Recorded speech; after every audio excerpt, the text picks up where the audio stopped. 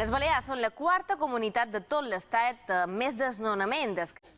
El Palacio Marivent, si usted lo viera por dentro, es de una austeridad, llamaría la atención.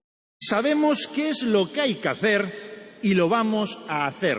Eliminaremos el decreto de mínims. Avui s'ha celebrat el judici de faltes contra 10 al·lots i una al·lota participants en una manifestació contra la corrupció i aquí el president del Círculo Balear acusa d'injúries i amenaces. Yo felicito, ya lo he hecho, pero vuelvo a hacerlo, a José Ramón Bauzá. Això és moment de recuperar l'alegria econòmica, la seguretat jurídica.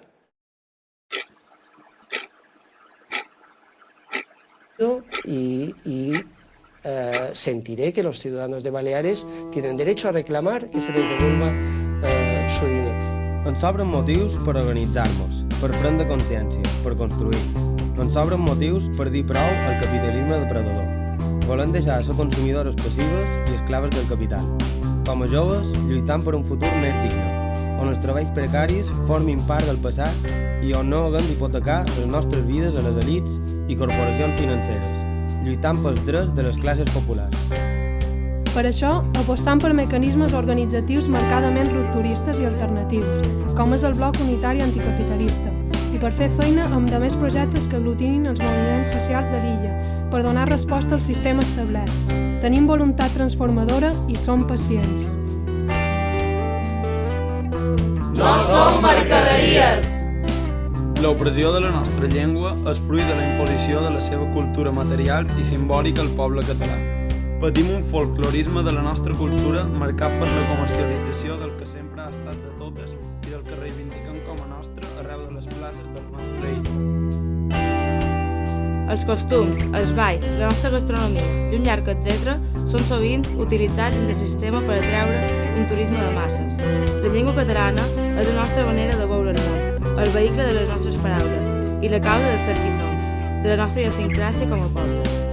Els fa por la nostra riquesa cultural i lingüística i el seu atac és l'intent de la marginació dels nostres trets identitaris. No ens fareu callar! Lluitem per la construcció nacional dels països catalans, de Salses a Guardamar i de Fragamó, sense cap renúncia.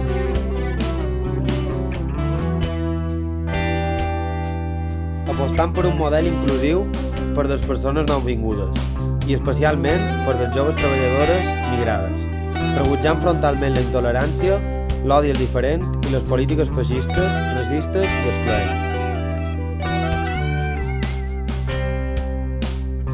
No estem disposades a vendre la terra al millor postor. La cultura del ciment introduïda pel govern del PP vol fer malbé els valors paisatgístics i naturals de l'illa. Són les Pases, les Fontanelles, la Ràpita... Tancament de camins públics, projectes urbanístics desmesurats, autopistes, malbaratament dels recursos naturals, especulació amb habitatges. Per mostrar el nostre rebuig, diferents entitats juvenils organitzam cada any la marxa jove pel territori. Qui estima Mallorca no la destrueix.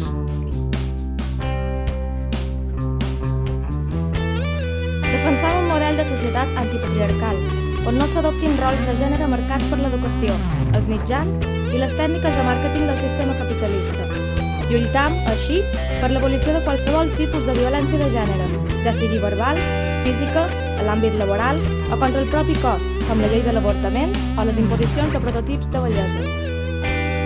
Per això, formam part de la recent creada Assemblea Antipatriarcal, que s'organitza i lluita en contra del procés d'involució que estan patint els nostres drets com a dones i treballadores.